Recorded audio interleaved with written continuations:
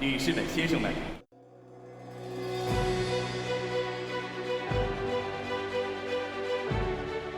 Ni hao, fans of Shoklistan, and welcome to Day 9 coverage of the Beijing 2022 Paralympics on Keep the Flame Alive, the podcast for fans of the Olympics and Paralympics. I am your host, Jill Jarris, joined as always through the plexiglass by my lovely co-host, Alison Brown. Alison, ni hao, how are you? Ni hao. And we have not mentioned that this plexiglass is branded Beijing 2022. It is. The entirety across is branded. On the sides, we just have some notes on how to use the Wi-Fi, but yes, it's very nice. It's very snazzy. Second to last day. I know. And my first medal ceremony. Nice, but it's a little, like, I got a little emotional at curling today because I'm like, oh, this is the end, and it's sad, and it's happy at the same time because you're like, oh, we made it, we did it. For us, we get to go home, and it's been a long time since I've seen home. So me, not so much, but still, yeah, it's nice. a long time. But then at the same time, you're like, oh, but I've been in this fun sports bubble, and now I got to go back to reality. So you have been in the warm embrace of the closed loop. And now the closed loop is going to say, we've had enough. Take all your belongs and get off the bus. Which is the actual announcement. They finally put announcements on the bus, maybe sometimes in the Olympics. And you don't know when you're going to get those either. Each bus is different, just like you don't know if you're going to get a putt-putt bus or tonight. We had runners. Oh, it was great. I have to tell you, in this moment, I had a chug-chug yesterday. So it was in between a putt-putt and a runner. But they have put announcements on the bus, and the translation is so cute because it does say, this is a stop. Please take all your belongs and get off the bus. It's great. I just love that. English is much better than my Chinese, so I'm not complaining. I was on a chug-chug yesterday after curling, and I was in the front of the bus because we had enough people where there were standers, and I did not realize there's a line. Okay, so the driver is totally plexiglassed off. Ceiling to floor, all plexiglass. You can't get anywhere near them.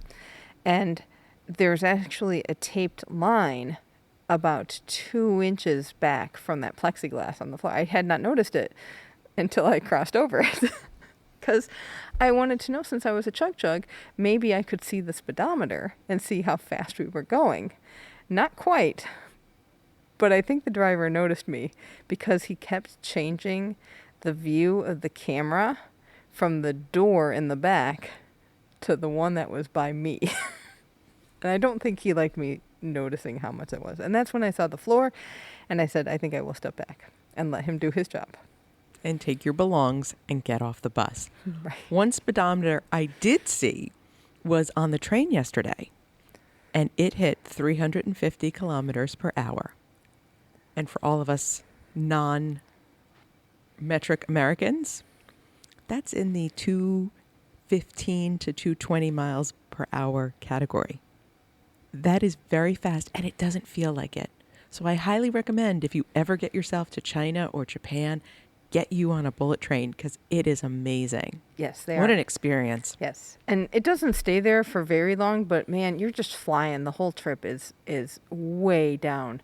The bus ride to Zhangjiakou is about a good 3 hours plus a little bit, and the train ride is 50 minutes. It's incredibly fast. And train is brand new, so it's lovely. The Snow Dream crew that mans it is lovely. And you don't feel it. What was so strange to me was looking out the window. It doesn't feel like things are going by so quickly. I mean, when I'm on a regular train at home, I know when it speeds up. And I don't know if things are further away than I think they are, so that my depth perception is skewed. But that in and of itself was just an incredible experience. We've got some more follow-up file. You also saw something else in the train that was very exciting. Yes. So I happened to wait to get off the train, noticed a panel on the side across from the bathroom that was marked as a doping sample storage. So I don't know if it was intended that athletes would be on the train and they can get sampled at any time, so they wanted to have an area, or if they would be transporting samples down from the mountain to the labs in Beijing. Don't know, but interesting little detail on the Snow Dream Express. You have another follow-up.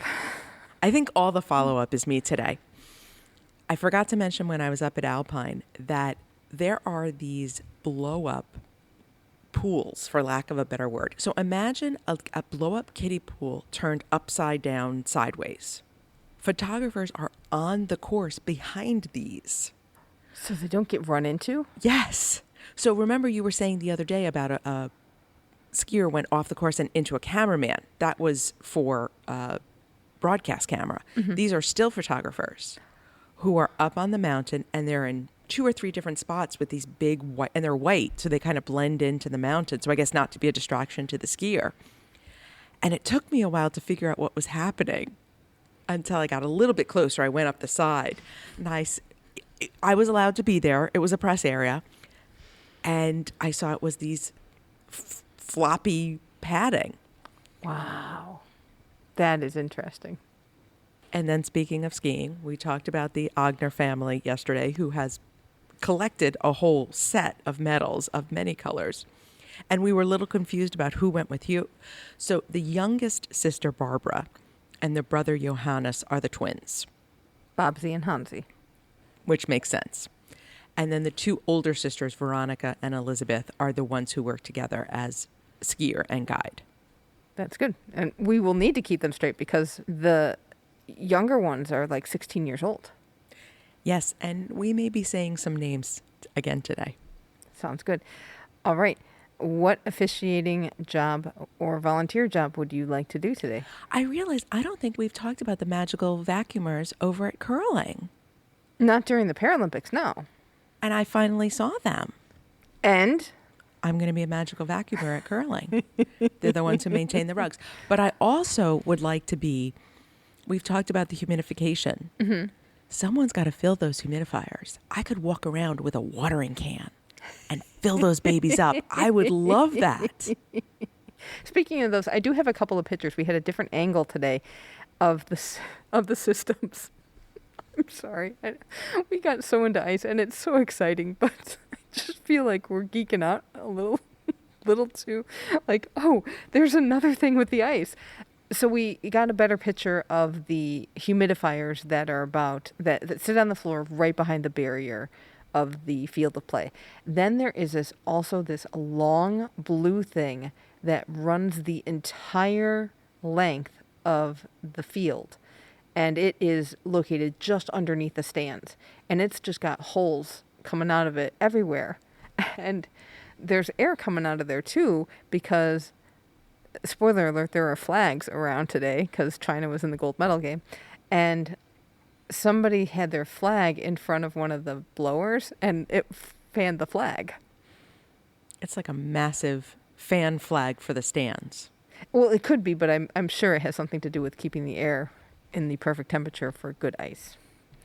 So we're going to stick with curling. I don't know if we've talked about this, but after befriending the Omega Timer man, I would like to be a curling timer. They have a whole setup that's got boxes, it's got electronics. There are commands being called out, like Last Rock on Sheep Bravo. I do love it. I do love when you have a whole system down and a patter, a set patter. Just runs like clockwork. Seriously, it runs like clockwork and it's a timer? Yes, I will go with that. All right. IPC had a press conference today, so this was the big president's press conference with Andrew Parsons and our Mr. Craig Spence, the spokesperson for the IPC. And they talked a lot about how good the games were, because this is the what do you think of the games? And they have been very pleased with the games so far and I really got the sense that they were very hopeful that this would be a momentum changer, a point of change for disabled people in China. I also noticed that we got a very different Andrew Parsons today. And I think the last time we saw him was at the announcement of barring Russia and Belarus. That was a very exhausted, very nervous, very tense Andrew Parsons. And today he was so exuberant and so joyous and was excited to talk about how fantastic all the competition had been, how joyous the athletes were, how successful the hosts had been clearly Craig Spence has never been on the bus from Yangqing. But overall, and we talked about this after the press conference, the competition was very good. And the competition itself, if you just look at what happened on the field of play, we saw some great stuff and some very exciting matches and some very exciting races. Sure, there was lots of logistical issues that we could talk about, and we will talk about it once we're home and we've slept and can really parse that out. But from the IPC's point of view, they're seeing more participation, more viewership, more excitement surrounding athletes with disabilities, and that's what they want to see. Exactly. The other big announcement from the press conference was the election for the Athletes Commission happened, and there are 3 seats that are open. They filled 2 of them because third place is a tie, and they have to have a runoff. So the new athletes elected to the Athletes Commission are Birgit Skarstein from Norway. She's a cross-country skier, and Josh Dueck from Canada. He is an alpine skier. The third seat is still to be determined because there was a tie in the voting between Mitch Gorley from Australia, who's a skier, and Rico Roman from USA, who plays para ice hockey. They were very upfront going, we can't talk about Russia and Belarus. We know you're going to have questions, but please don't ask because there's probably going to be legal action and we can't talk about it. And we're going to give you the answer that we can't talk about it. Don't waste your time. Yeah, right. I like it that they say that. I mean, they said similar things in the IOC press conferences. It's just in a different way. I just think the way Craig Spence carries himself and is just more matter of fact, and he's more relatable, I guess. Well, so is Andrew Parsons. Yes. I mean, the cutest thing that Andrew Parsons said in this press conference was he talked about being Latin American and that he hates the fist bump. He wants to hug everybody. And I said, Andrew Parsons, I will hug you. I'm cool with that. But that's the kind of president of the IPC that he is. And I think that trickles down. Yes. It's a very different tone and demeanor that we have here at the IPC. And we've said that before, but we really like it. It's very refreshing. You got to ask a question. I did. That was fun. I was terrified because I didn't want to sound stupid. And I know I was worried. It's going to sound stupid. Well, it's Craig Spence and Andrew Parsons, and I haven't met them yet. This was kind of the first time I've ever spoken to them, really. Okay, we have to pause here because there's not magical vacuuming. There's a magical mopping of the floor with, I think it looks like a wet mop, but it's got to be dry.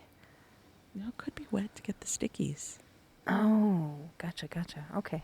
So I asked about the new host city selection process that the IOC has totally revamped and how much say the IPC has in selecting a city, because in our conversations we talked a lot about, is that host city really appropriate for Paralympics? And Andrew Parsons gave a great answer in terms of really giving the information. And he said that the IPC has seats on the host city commission, and that because it's now a commission versus just a straight vote, they discuss things. So he feels like the Paralympic actually has more say than they did in the old system, which I'm glad to hear because that's how the Paralympics are going to grow, that they're not the ugly stepchild, that they get some say, because if a host city is inappropriate for the Paralympics, how is that going to move forward?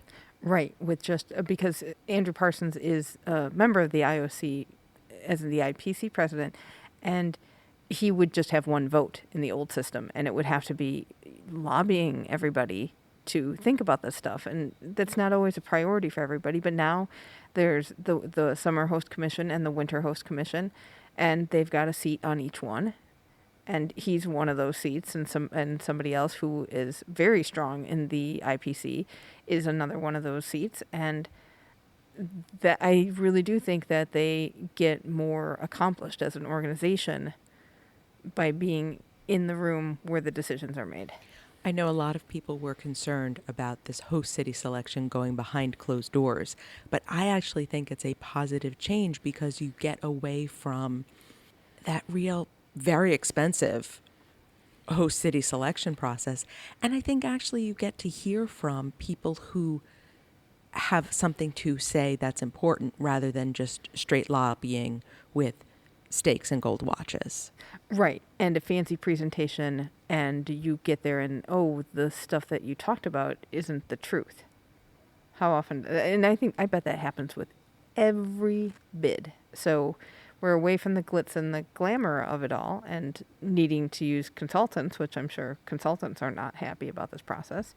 But I like you say, I think they talk more, there's less money involved in putting together a bid, and they get cities involved in the process. Even if they aren't ready to host now, they work on them for years to get them ready to be a host city. So we'll see how this goes for the next few. I mean, we just started it. Right. Really, Brisbane is the first one to get selected this way, but we're going to have the 2030 before that, and that's being selected this way. Yes. So we'll see how this goes. All right. Let's talk about today's action. Over at Paralpine Skiing, we had the women's slalom races today. In the standing class, gold went to Ebba Arjo from Sweden. Silver went to Shang Mengqiu from China. And bronze went to Anna Maria Rieder from Germany. Okay, so Ebba Arjo did not know if she was going to race today. She didn't know until 7 o'clock in the morning because she got injured in the giant slalom yesterday. Decided to race, won the gold.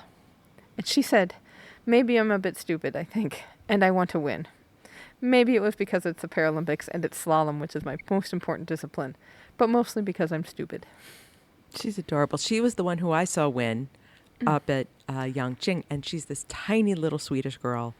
Really beautiful, beautiful smile.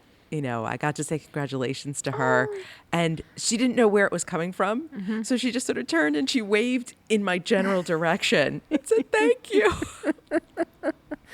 But she led both runs.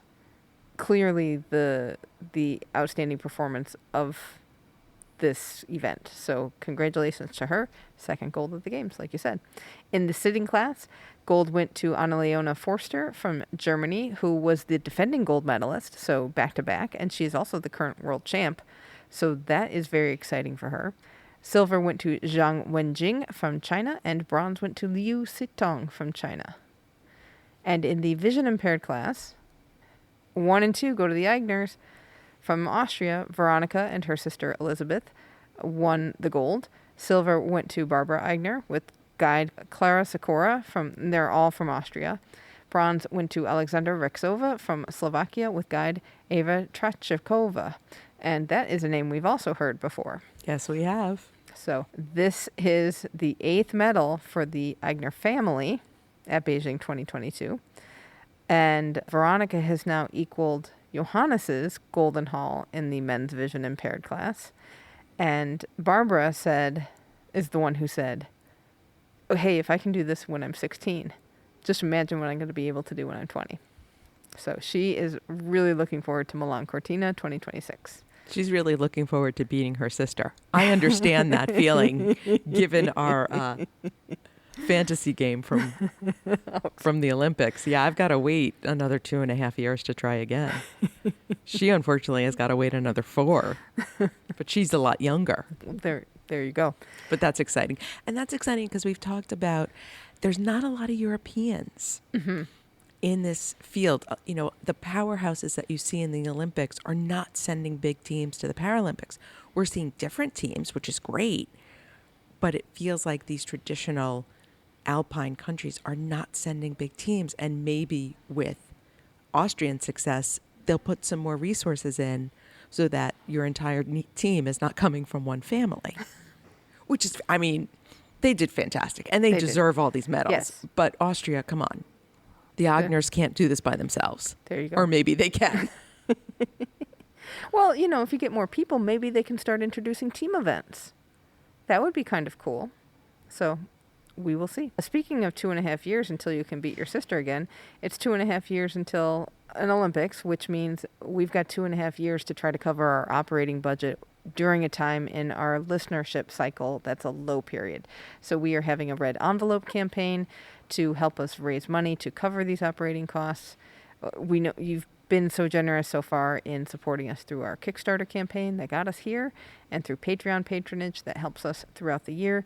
But yeah, we're really hoping to be able to cover some costs and be able to do more with the show in the run up to Paris. So we are asking for donations of at least $8 to help get us through to Paris. This is symbolic of the lucky number 8. That is a symbol of good fortune here in China.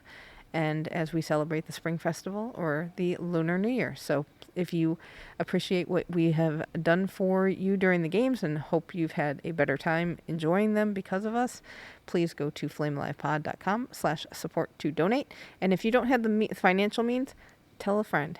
You've got to have some kind of friend whose family hates them for watching the Olympics and geeking out. And they need us. They need us. We're saving marriages.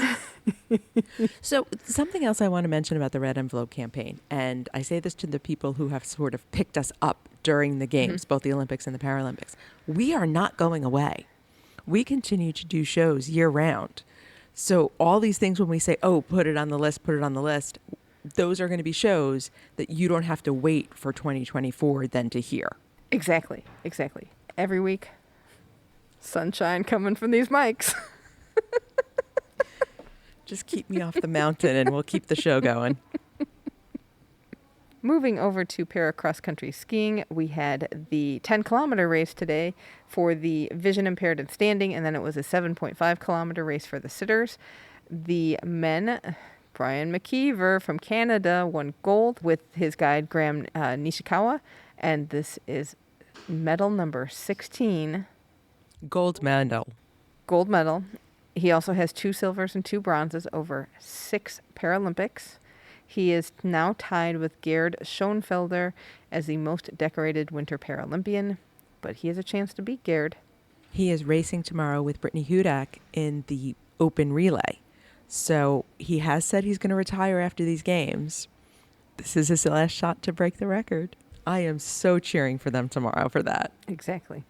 Still in the vision impaired class, silver went to Sebastian Moden from Sweden with guide Emil Jensen Haag. Bronze went to Dmytro Swarko from Ukraine with guide Alexander Nikonyevich. In the standing class, gold went to Wang Chenyang from China, silver went to Benjamin Daviet from France, and bronze went to Kai Jiangyun from China.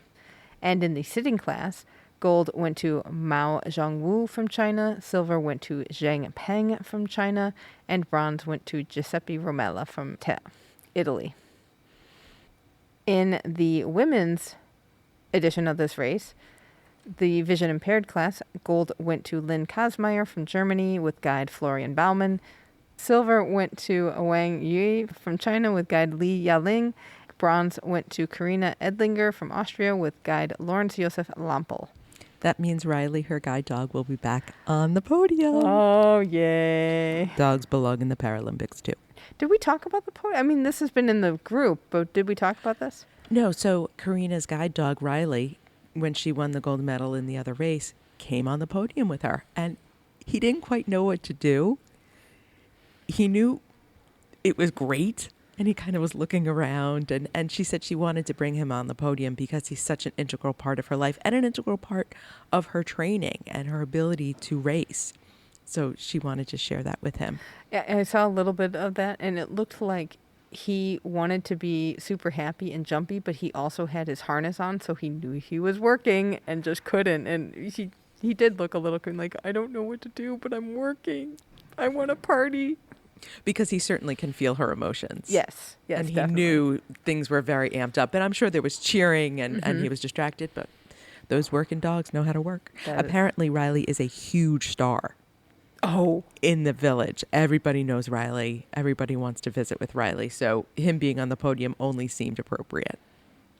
In the standing class, gold went to Alexandra Konikova from Ukraine, silver went to Natalie Wilkie from Canada, and bronze went to Irina Bui from Ukraine.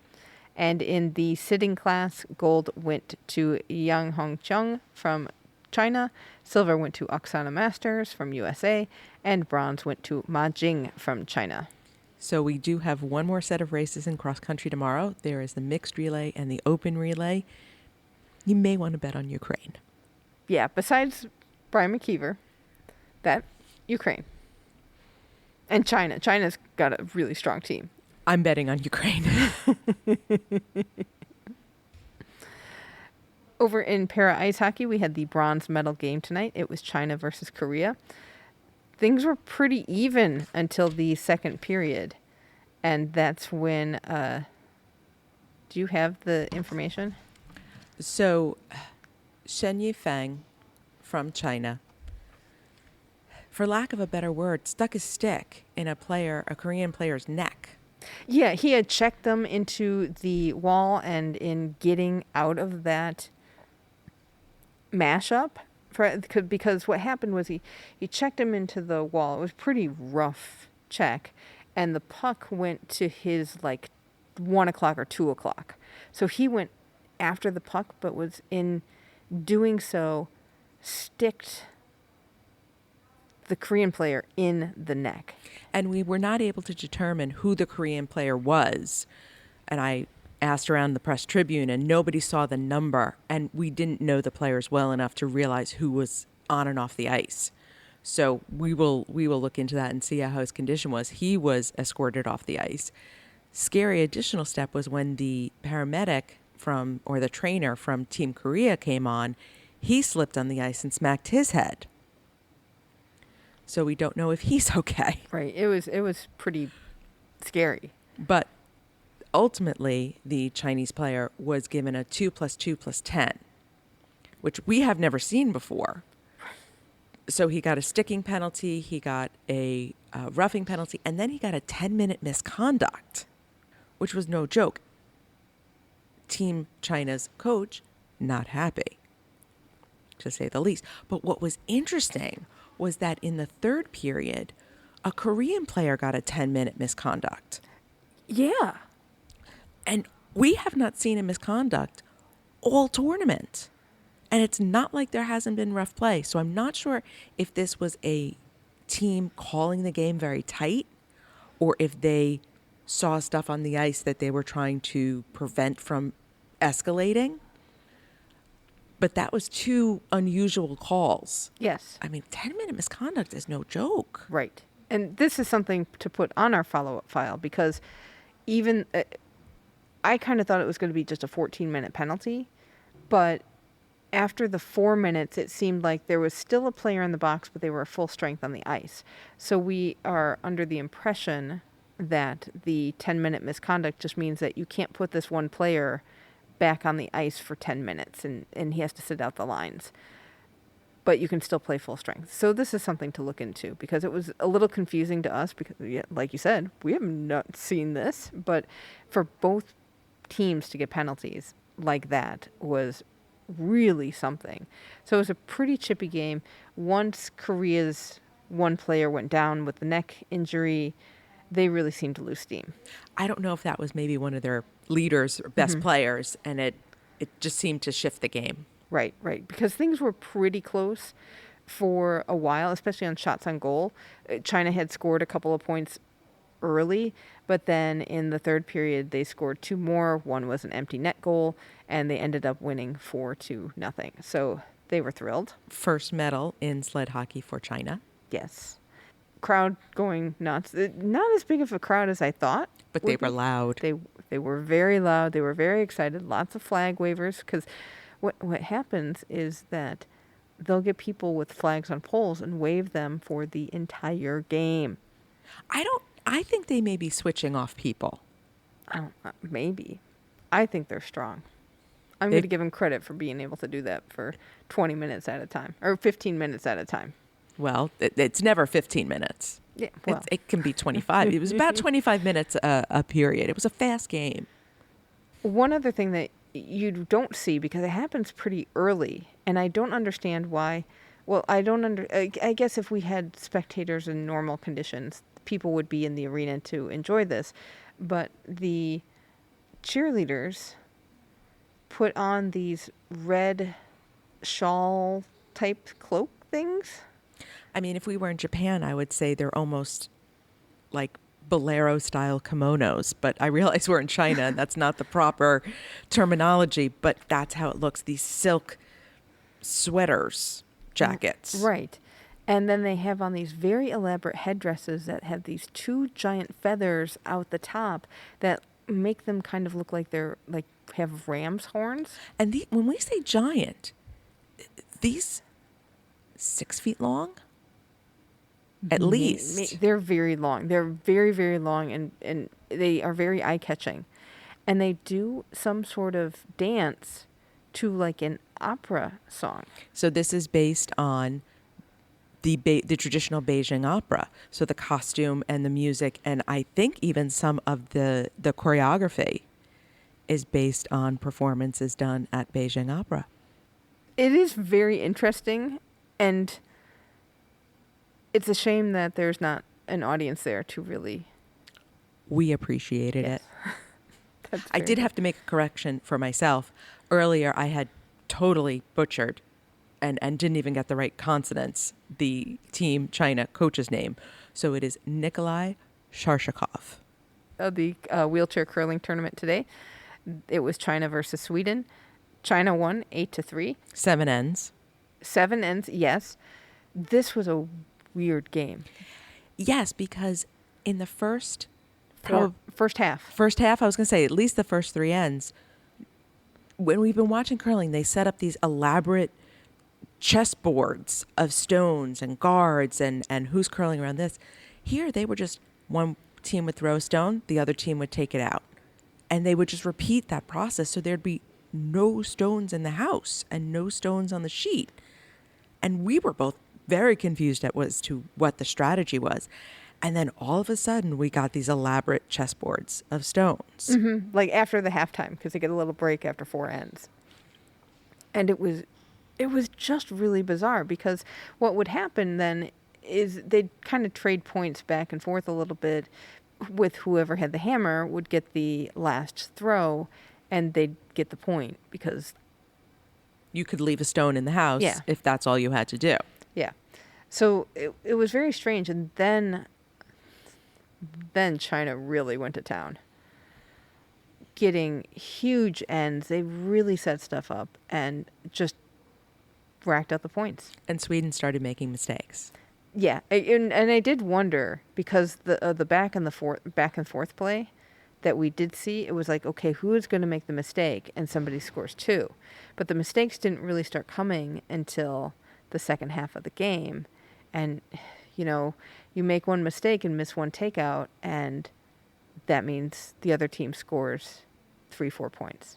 Which is what they did. They had one end with 3, one end with 4, and then Sweden conceded. Yeah.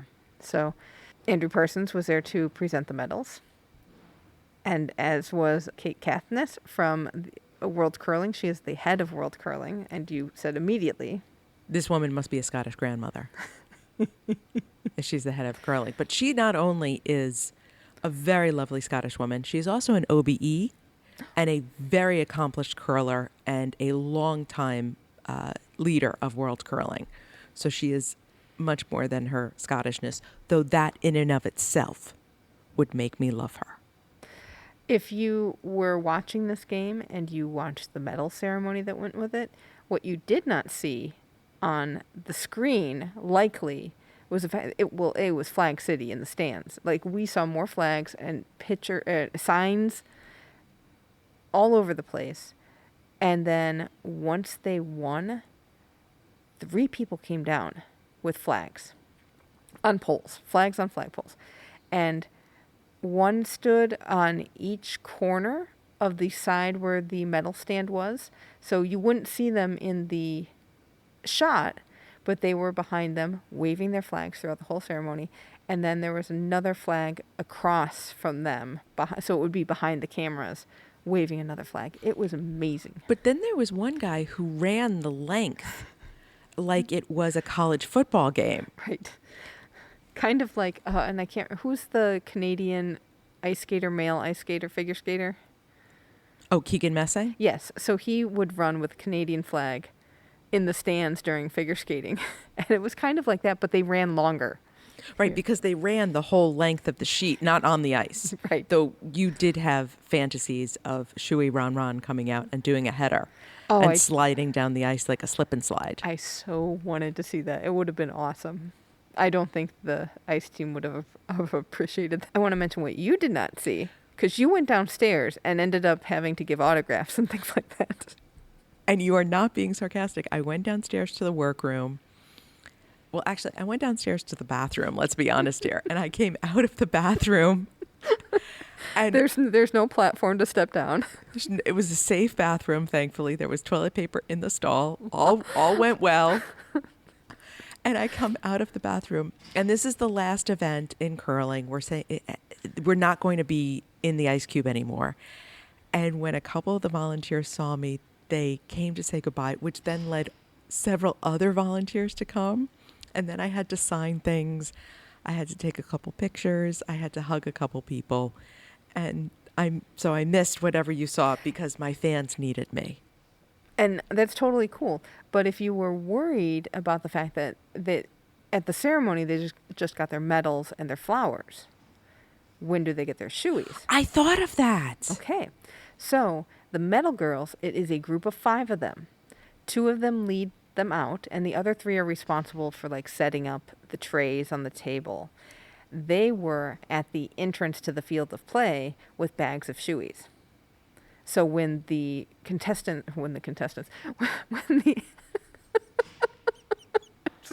come on down. You win a gold medal and a shoey. Yeah, so when the athletes rolled down the ramp and out to go back to the locker room, they handed them their shoey round-rounds in. So don't worry about that. That's all taken care of. The other thing you missed is the same group of girls was also responsible for taking the trays off of the table, and they did it in formation. They walked out in time in a line, did their exact moves that they were supposed to do, walked in front of the table, turned at the same time, picked up the trays at the same time, walked around, took them out, then had to come and do it again for the second row of trays. And nobody's watching, except for me. Maybe somebody's watching, but they did their job the way you're supposed to do it. I'm sticking around for hockey tomorrow. Yeah. We got to see those medal trays come off. That is correct. So tomorrow will be the last of the competition. Tomorrow's it. I know. It's bittersweet. We were both getting emotional at curling today because it's just the end. And yeah. So we've got some cross country, the gold medal hockey game, and closing ceremonies tomorrow. Very excited. And we would like to thank our Kickstarter producer, J. Brian Carberry, today for all of his support and all of the fun facts he gave us throughout these last few weeks of shows. And we also have a mascot for each half of the Paralympic Games. Today's mascot, Theo. Theo has been to visit the Olympic Training Center in Colorado Springs and met the Team USA Spirit Bear.